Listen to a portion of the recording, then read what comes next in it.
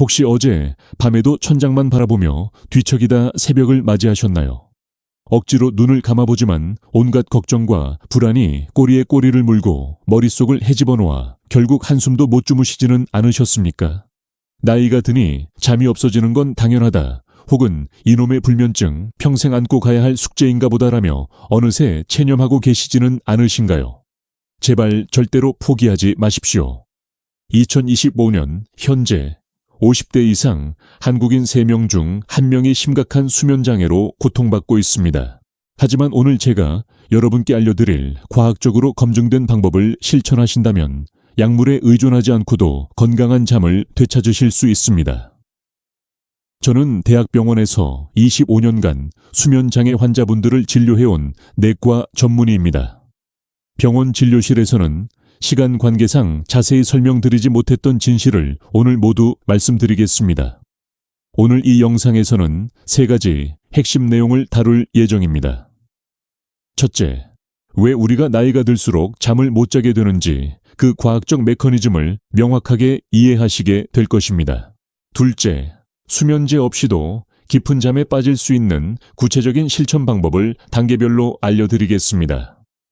셋째, 여러분이 오늘 밤부터 바로 시작할 수 있는 10초 자가 진단 테스트와 맞춤형 솔루션을 제공해 드리겠습니다.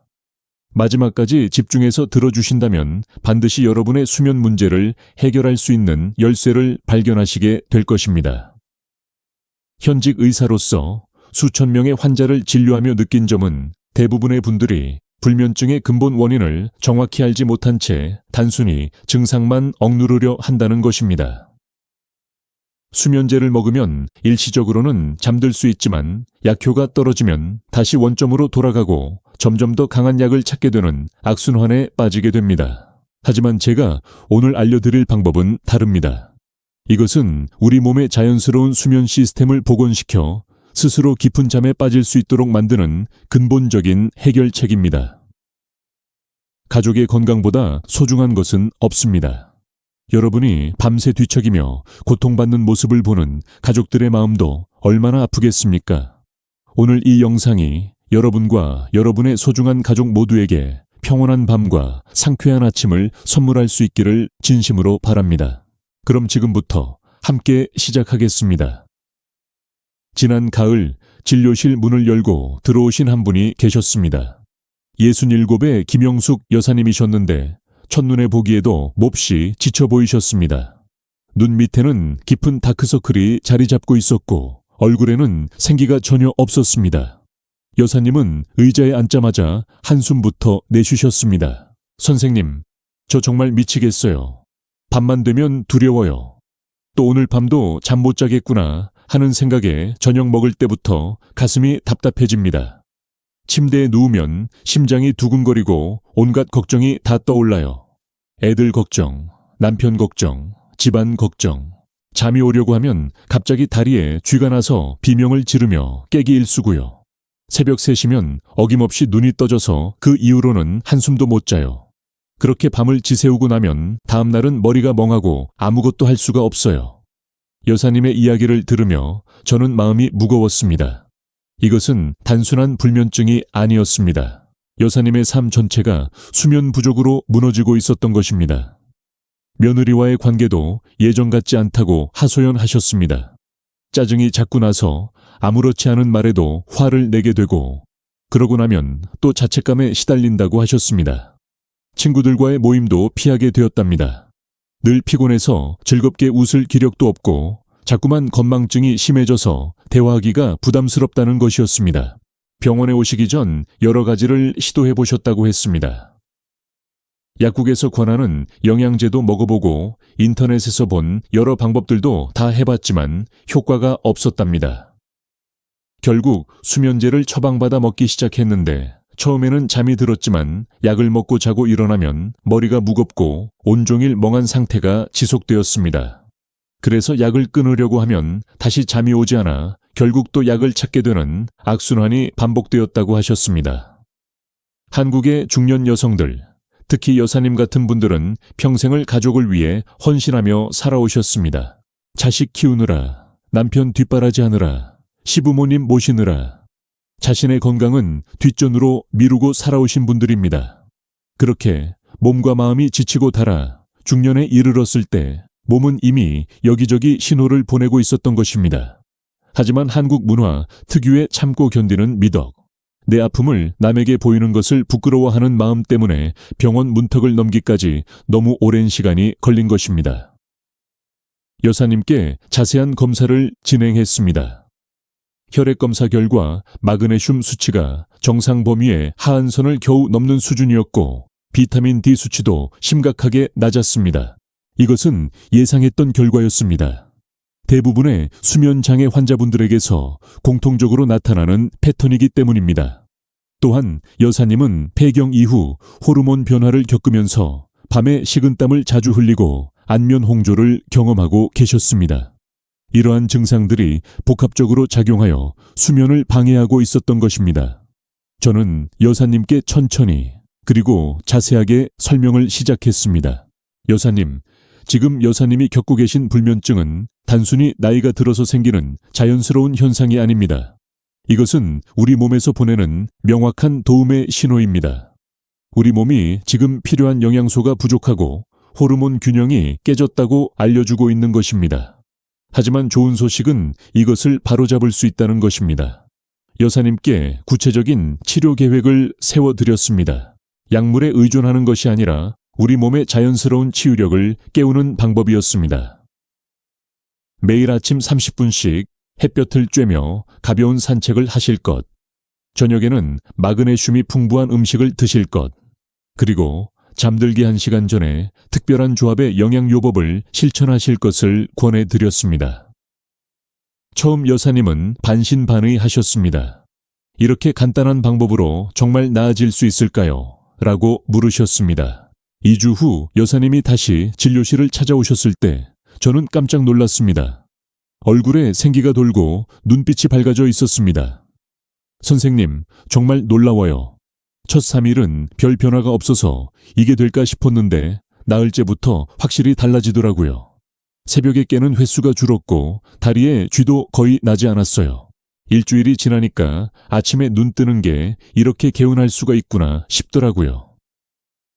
며느리가 시어머니 요즘 표정이 밝아지셨다고 하더라고요. 한 달 후 여사님은 완전히 다른 사람이 되어 있었습니다. 오랜만에 친구들을 만나 수다도 떨고 즐거운 시간을 보냈다고 하셨습니다.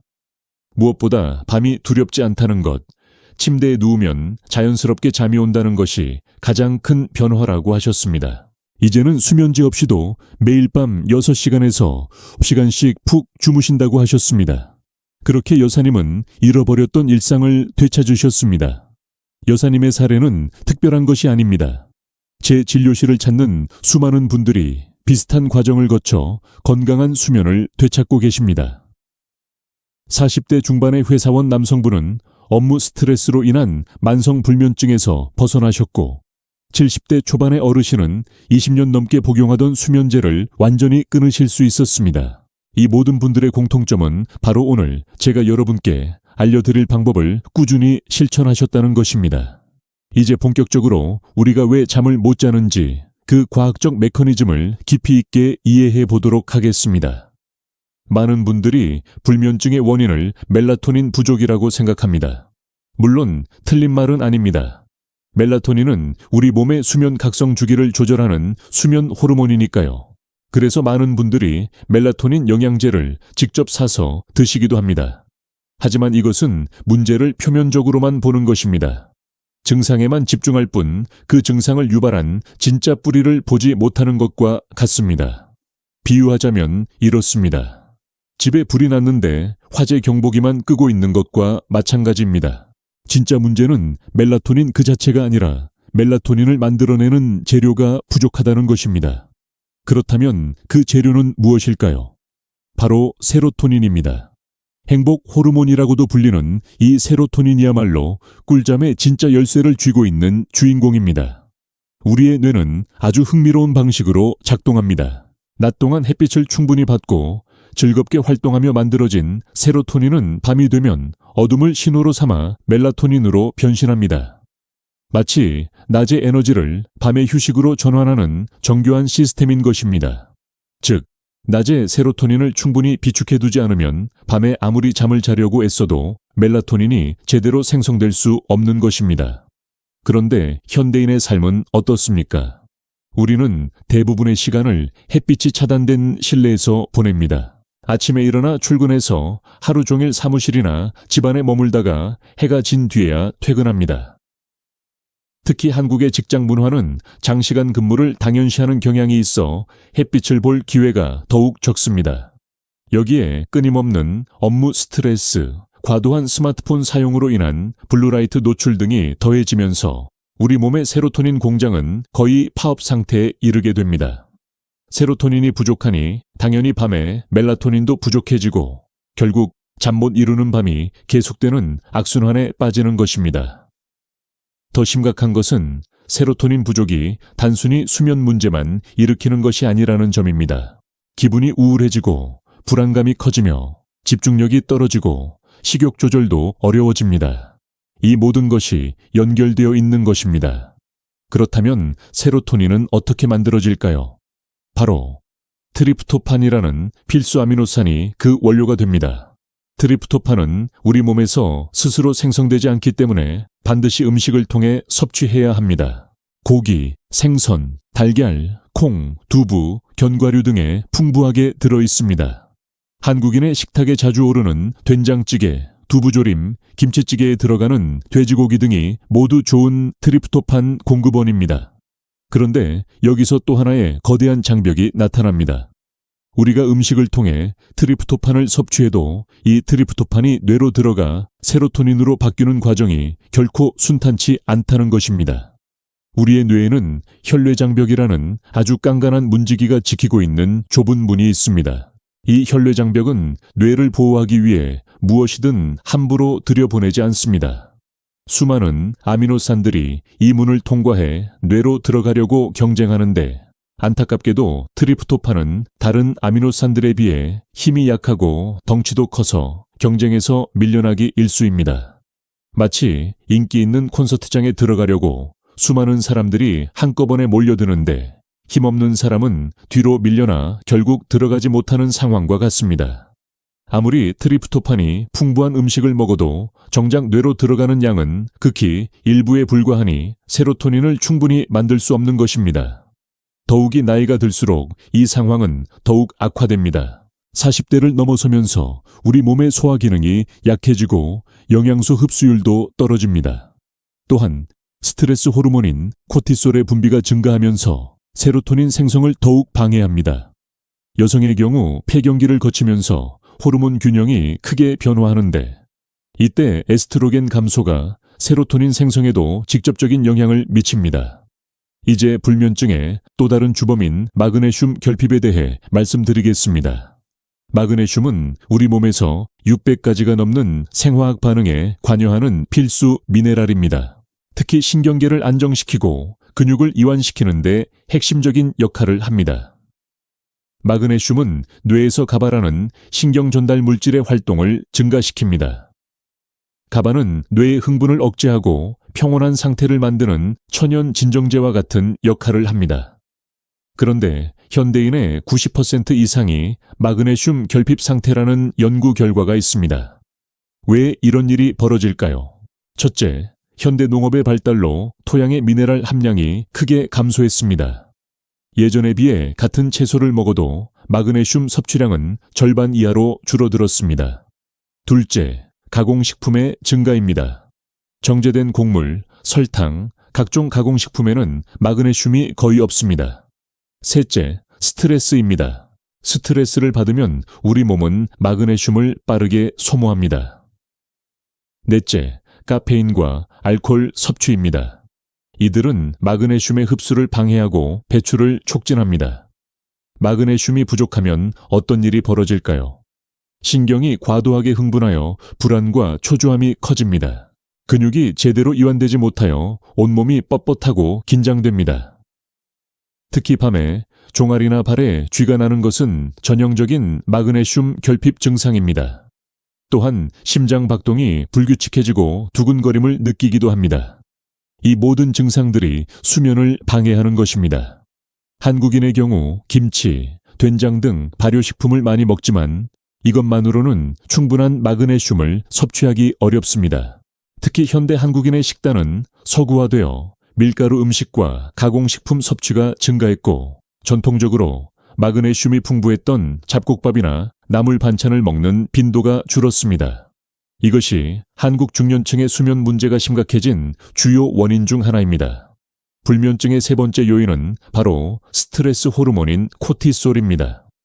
코티솔은 원래 아침에 높고 밤에 낮아지는 자연스러운 일주기 리듬을 가지고 있습니다. 아침에 코티솔이 상승하면서 우리는 자연스럽게 잠에서 깨고 활동할 준비를 합니다. 밤에는 코티솔이 낮아지면서 멜라토닌이 올라가 잠들 준비를 하는 것입니다. 그런데 만성 스트레스 상태에 있으면 이 리듬이 완전히 망가집니다. 밤에도 코티솔이 높게 유지되면서 각성 상태가 지속되는 것입니다. 특히 한국 사회의 특성상 직장에서의 압박, 가족 부양의 책임, 노후 준비에 대한 불안 등 중년층이 겪는 스트레스는 매우 큽니다. 여기에 체면을 중시하는 문화 때문에 자신의 어려움을 드러내지 못하고 혼자 사귀는 경우가 많아 스트레스가 더욱 누적됩니다. 코티솔이 과도하게 분비되면 또 다른 문제가 생깁니다. 바로 혈당 조절이 어려워진다는 것입니다. 코티솔은 간에 저장된 글리코겐을 분해하여 혈당을 올립니다. 밤사이 뇌가 사용할 에너지가 부족하다고 판단되면 코티솔이 분비되어 우리를 깨우는 것입니다. 새벽 3시나 4시에 자꾸 깨는 분들이 많으신데 이것이 바로 코티솔의 장난입니다. 이 모든 문제들이 서로 연결되어 악순환을 만듭니다. 스트레스로 인해 마그네슘이 고갈되고 마그네슘 부족으로 신경이 예민해지면 스트레스에 더 취약해집니다. 세로토닌이 부족하면 기분이 우울해지고 불안해지며 이것이 또 스트레스를 증가시킵니다. 코티솔이 높으면 세로토닌 생성이 억제되고 세로토닌이 부족하면 멜라토닌도 부족해집니다. 이렇게 복잡하게 얽힌 문제를 해결하기 위해서는 단 하나의 접근이 아니라 종합적인 전략이 필요합니다. 그렇다면 이 모든 문제를 어떻게 해결할 수 있을까요? 해답은 놀랍게도 우리 주변에서 쉽게 구할 수 있는 두 가지 천연 물질에 있습니다. 바로 꿀과 마그네슘입니다. 이 두 가지의 과학적 조합이 여러분의 수면을 완전히 바꿔놓을 것입니다. 먼저 꿀의 놀라운 효과에 대해 말씀드리겠습니다. 꿀이라고 하면 많은 분들이 단순히 단 음식 혹은 목에 좋은 정도로만 생각하십니다. 하지만 꿀은 수천 년 동안 인류가 사용해온 천연 치료제입니다. 특히 수면과 관련하여 꿀이 하는 역할은 정말 놀랍습니다. 앞서 말씀드린 트립토판이 뇌로 들어가기 어렵다는 문제를 기억하시나요? 바로 여기서 꿀이 마법을 부립니다. 꿀에는 천연 포도당과 과당이 절묘한 비율로 들어있습니다. 잠들기 약 1시간 전에 꿀 한 스푼을 따뜻한 물에 타서 마시면 혈당이 아주 부드럽게 약간 상승합니다. 이것은 설탕을 먹었을 때처럼 급격한 혈당 스파이크를 일으키지 않습니다. 천연꿀의 특별한 당 구조 덕분에 천천히 흡수되는 것입니다. 혈당이 약간 올라가면 우리 몸은 이를 조절하기 위해 췌장에서 인슐린을 적절히 분비합니다. 바로 이 인슐린이 기적을 만들어냅니다. 인슐린은 혈액 속에 있는 여러 아미노산들에게 신호를 보냅니다. 지금은 뇌로 갈 때가 아니라 근육으로 가서 에너지를 보충하라는 신호입니다. 그러면 트립토판을 제외한 대부분의 아미노산들이 순순히 근육세포로 이동합니다. 갑자기 좁은 문 앞에 있던 경쟁자들이 싹 사라지는 것입니다. 이제 트립토판은 아무런 방해 없이 유유히 마치 귀한 손님처럼 대접받으며 뇌로 들어갈 수 있게 됩니다. 뇌로 들어간 트립토판은 풍족한 세로토닌으로 전환되고 이 세로토닌은 밤이 깊어짐에 따라 충분한 양의 멜라토닌으로 변신하여 우리를 깊고 평온한 잠의 세계로 인도합니다. 하지만 꿀의 역할은 여기서 그치지 않습니다. 꿀은 간에 글리코겐 형태로 저장됩니다. 밤사이 뇌는 계속 활동하며 에너지를 소모하는데 이때 간에 저장된 글리코겐이 충분하지 않으면 뇌는 비상사태, 에너지가 부족하다고 인식하고 코티솔을 분비시켜 몸을 깨우게 됩니다. 잠들기 전 꿀 한 스푼은 밤새 뇌가 사용할 충분한 연료를 간에 채워주는 것과 같습니다. 따라서 뇌는 안심하고 에너지는 충분하구나. 푹 쉬어도 되겠다고 생각하며 코티솔 분비를 멈추고 우리는 새벽에 깨지 않고 아침까지 푹 잘 수 있게 되는 것입니다. 정말 놀랍지 않습니까? 꿀 한 스푼이 이렇게 정교하고 과학적인 방법으로 우리 몸의 수면 시스템을 정상화시킨다는 사실 말입니다. 그런데 여기서 매우 중요한 주의사항이 있습니다. 아무 꿀이나 괜찮은 것이 아닙니다. 반드시 가공되지 않은 천연 생꿀이어야 합니다. 마트에서 흔히 볼 수 있는 맑고 투명한 꿀들은 대부분 고온에서 가열 처리된 정제꿀입니다. 열을 가하면 꿀이 굳는 것을 막고 유통하기 편리하지만 그 과정에서 꿀에 들어있는 효소, 비타민, 미네랄 등 우리 몸에 유익한 영양소들이 대부분 파괴됩니다. 생꿀은 열 처리를 하지 않아 색이 다소 탁하고 겨울철에는 하얗게 굳어있기도 합니다. 바로 이렇게 살아있는 효소와 영양분이 그대로 담겨있는 생꿀만이 제가 말씀드린 기적적인 효과를 낼 수 있습니다. 꿀을 고르실 때 제품 라벨에 생꿀이라고 적혀 있는지 꼭 확인하시고 가능하다면 믿을 수 있는 양봉농가에서 직접 구매하시는 것이 가장 좋습니다. 이제 마그네슘에 대해 자세히 말씀드리겠습니다. 마그네슘은 천연 신경안정제라고 불릴 만큼 우리 몸을 진정시키는데 탁월한 효과가 있습니다. 스트레스와 긴장으로 잔뜩 움츠러든 우리 몸을 부드럽게 풀어주는 역할을 합니다. 마그네슘은 흥분성, 신경 전달 물질의 과도한 분비를 억제하고 반대로 뇌를 안정시키는 가바 신경 전달 물질의 수용체를 활성화합니다. 쉽게 말해 하루 종일 켜져 있던 우리 몸의 활성 스위치를 휴식 모드로 전환하여 편안한 쉼의 상태로 만들어주는 것입니다. 또한 마그네슘은 근육의 수축과 이완을 조절하는 데 필수적입니다. 마그네슘이 부족하면 근육이 제대로 이완되지 못하고 과도하게 수축하면서 경련, 즉 쥐가 나게 됩니다.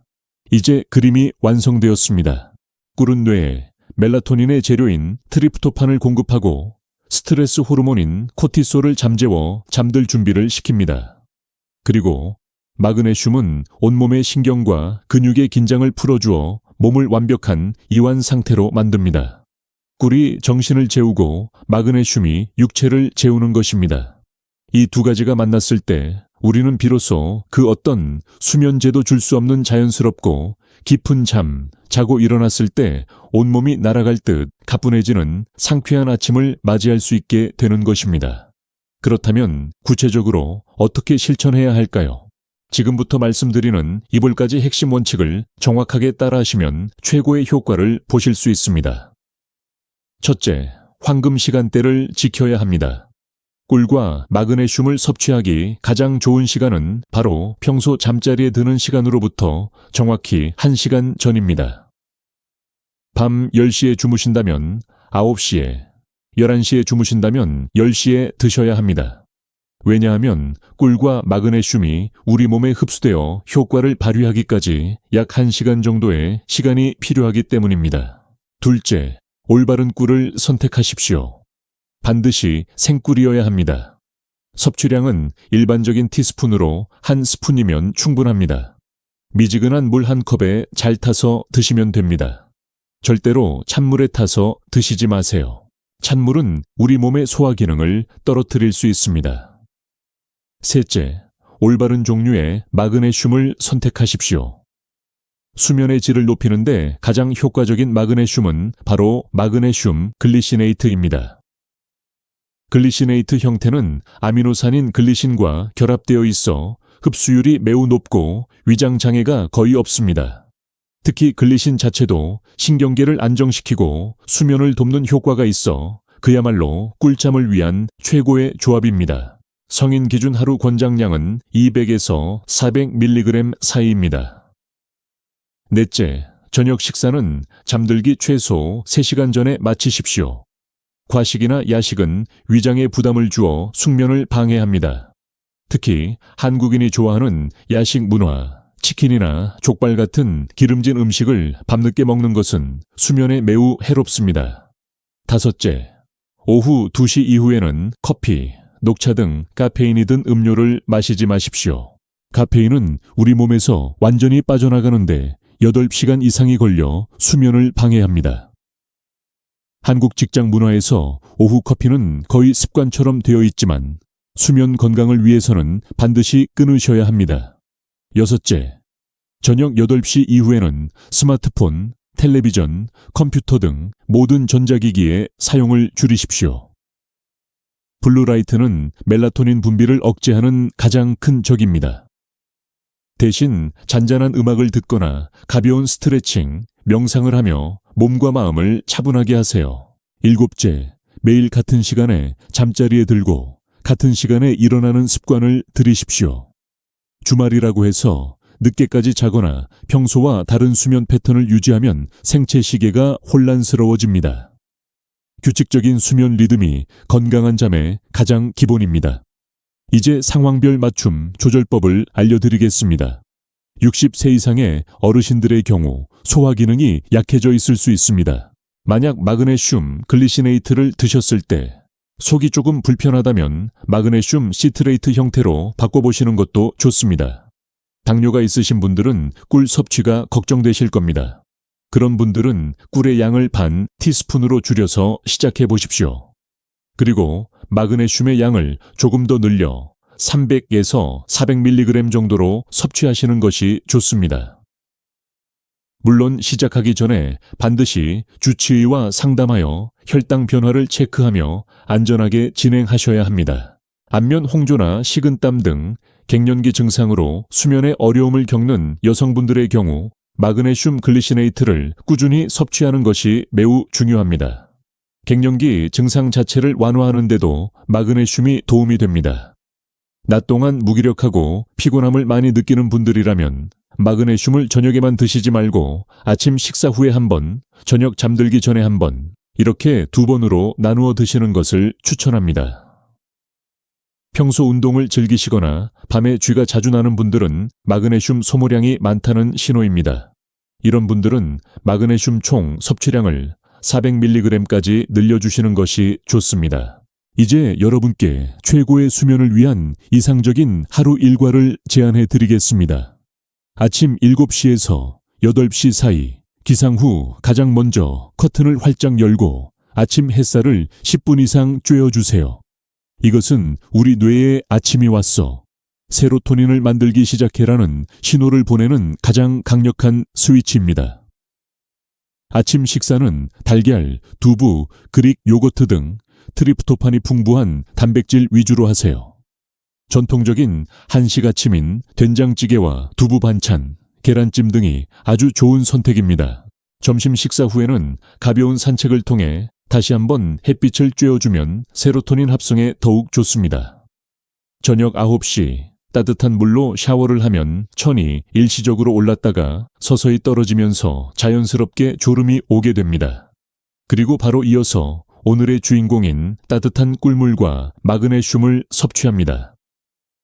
저녁 10시에서 11시 사이 침실은 최대한 어둡고 조용하게 만든 뒤 잠자리에 듭니다. 침실 온도는 섭씨 18도에서 20도 정도가 가장 이상적입니다. 너무 덥거나 춥지 않게 유지하십시오. 이제 실제로 이 방법을 실천하여 성공하신 분들의 사례를 들려드리겠습니다. 먼저 53세의 박철수 씨 이야기입니다.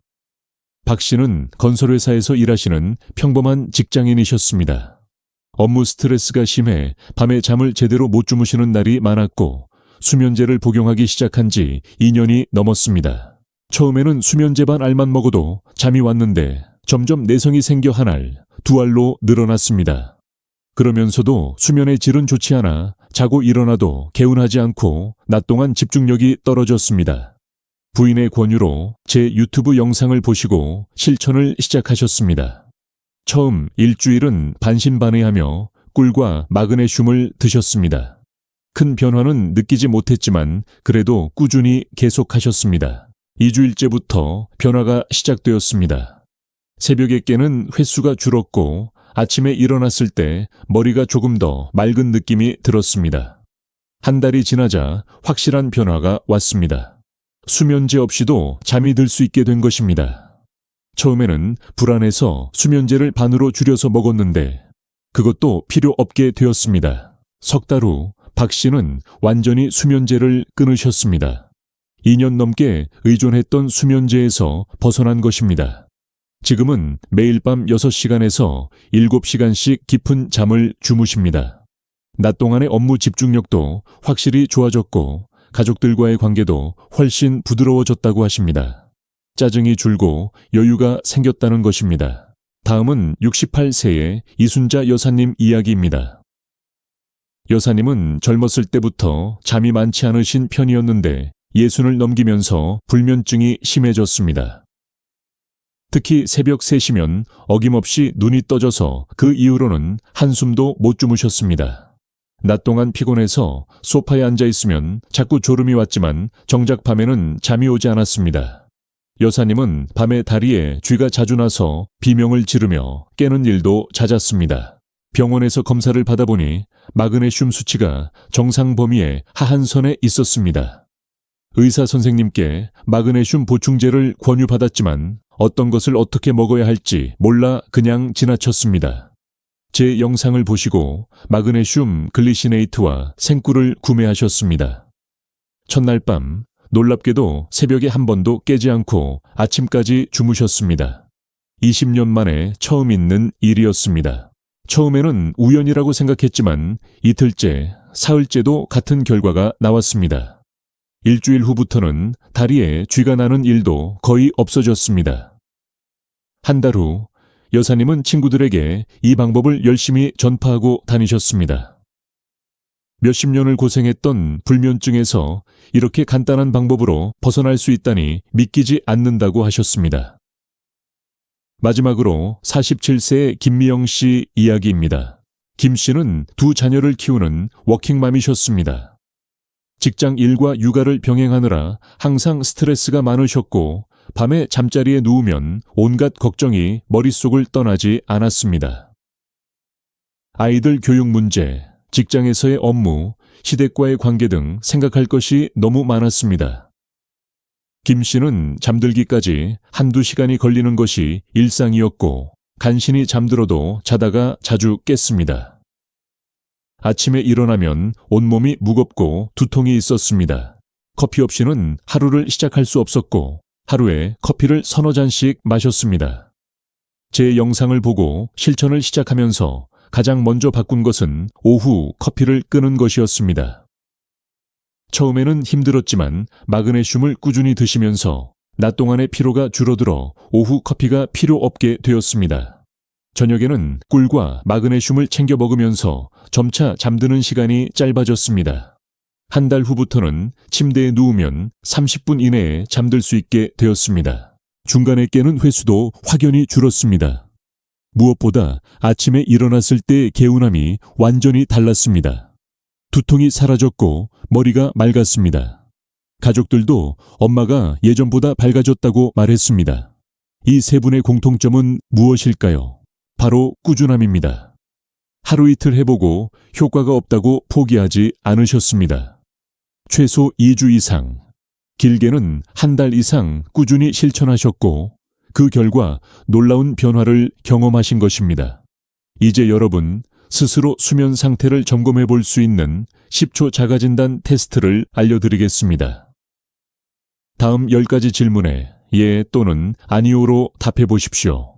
건강한 잠은 건강한 삶의 기초입니다. 잠을 잘 자야 낮 동안 활기차게 활동할 수 있고 가족과 따뜻한 시간을 보낼 수 있으며 하고 싶은 일을 즐겁게 할 수 있습니다. 반대로 잠을 제대로 못 자면 모든 것이 힘들어집니다. 건강도, 관계도, 일도 모두 어그러지게 됩니다. 한국 사회는 오랫동안 잠을 줄여가며 일하는 것을 미덕으로 여겨왔습니다. 잠을 적게 자는 것이 부지런한 것이고 성공하는 길이라고 믿었습니다. 하지만 이제는 그 생각을 바꿔야 할 때입니다. 충분한 수면이야말로 건강하고 행복한 삶의 가장 중요한 토대라는 것을 인식해야 합니다. 특히 40대 이상의 중년층에게 수면은 더욱 중요합니다. 이 시기는 신체적으로 여러 변화가 일어나는 때입니다. 호르몬이 변하고 신진대사가 느려지며 각종 질병의 위험이 높아집니다. 이럴 때일수록 충분한 수면을 통해 몸을 회복시키고 면역력을 높여야 합니다. 가족을 위해서라도 여러분의 건강을 지켜야 합니다. 여러분이 건강해야 가족도 행복합니다. 부모님이 밤새 뒤척이며 고생하는 모습을 보는 자녀들의 마음은 얼마나 아프겠습니까? 배우자가 수면제에 의존하며 힘들어하는 모습을 보는 것은 얼마나 안타까운 일입니까? 오늘부터 여러분 자신을 위해 그리고 여러분을 사랑하는 가족을 위해 건강한 수면 습관을 만들어 가시기 바랍니다. 생꿀 한 스푼과 마그네슘 한 알로 시작하는 작은 실천이 여러분의 인생을 바꿀 것입니다. 마지막으로 다시 한번 핵심을 정리해 드리겠습니다. 매일 저녁 잠들기 1시간 전, 미지근한 물 한 컵에 생꿀 한 티스푼을 타서 마시고 마그네슘 글리시네이트 200에서 400mg을 함께 섭취하십시오. 그리고 낮 동안 햇빛을 충분히 쬐고 오후 2시 이후 카페인을 피하며 규칙적인 수면 시간을 유지하십시오. 이것이 전부입니다. 복잡하지 않습니다. 누구나 할 수 있는 간단한 방법입니다. 하지만 이 간단한 방법을 꾸준히 실천하는 것, 그것이 가장 중요합니다. 하루 이틀 해보고 포기하지 마십시오. 최소 2주, 가능하면 한 달 동안 꾸준히 실천해 보십시오. 그러면 반드시 변화를 경험하게 되실 것입니다. 이 영상이 여러분의 삶에 건강한 잠과 활기찬 아침을 되찾아주는 선물이 되기를 진심으로 바랍니다. 그리고 여러분의 소중한 가족, 친구, 동료 중에 잠 못 이루는 밤으로 고통받는 분이 있다면 이 영상을 꼭 공유해 주세요. 여러분의 작은 공유 하나가 한 사람의 인생을 바꿀 수도 있습니다. 오늘부터 저와 함께 이 건강한 습관을 시작하시겠다면 댓글에 오늘 밤 꿀잠에 도전합니다라고 힘차게 남겨주십시오. 여러분의 그 다짐 하나하나가 모여 서로에게 큰 용기와 격려가 될 것입니다. 앞으로도 저는 여러분의 건강한 삶을 위한 유익한 정보들로 계속해서 찾아뵙겠습니다. 채널 구독과 좋아요를 눌러주시면 저에게 큰 힘이 됩니다. 그리고 한 달 뒤, 2달 뒤에 꼭 다시 찾아오셔서 여러분의 놀라운 성공 후기를 자랑해 주세요. 저는 여러분 모두가 지긋지긋한 불면증에서 해방되어 매일 아침 상쾌하게 일어나는 그날까지 항상 여기서 여러분을 응원하고 있겠습니다. 건강한 잠은 건강한 삶의 시작입니다. 오늘 밤부터 새로운 시작을 하시기 바랍니다. 감사합니다. 편안한 밤 되십시오.